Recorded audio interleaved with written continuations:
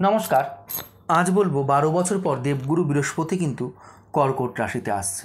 এবার ভাগ্যের স্বাদ পাবে কিন্তু 3 রাশির জাতক এবং জাতিকারা।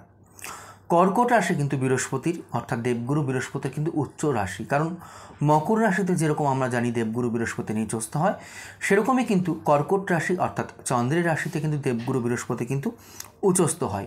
আমি বলবো এই সময় থেকে ব্যবসায়ীরা নতুন পদ অর্জন করতে কিন্তু সক্ষম হবে। এই সময়ে বাড়বে কিন্তু সম্মান এবং জনপ্রিয়তা সমাজের মাঝে। যারা শিক্ষার্থী রয়েছে বলবো শিক্ষার্থীরা কিন্তু শিক্ষায় খুব সুন্দর এবং ভালো কিন্তু সাফল্য পাবে। অসম্পূর্ণ যে কাজগুলো ছিল এই 3 রাশি জাতক এবং জাতিকার, সেগুলো সম্পূর্ণ হওয়ার কিন্তু যোগ আমি দেখতে পাচ্ছি।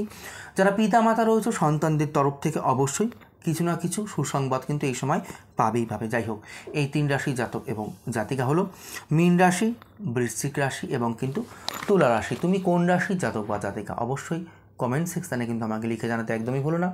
আর যদি ভিডিওটি ভালো লেগে থাকে প্রতিদিনের মতন একটি লাইক একটি শেয়ার কিন্তু অবশ্যই করে দিও। নমস্কার।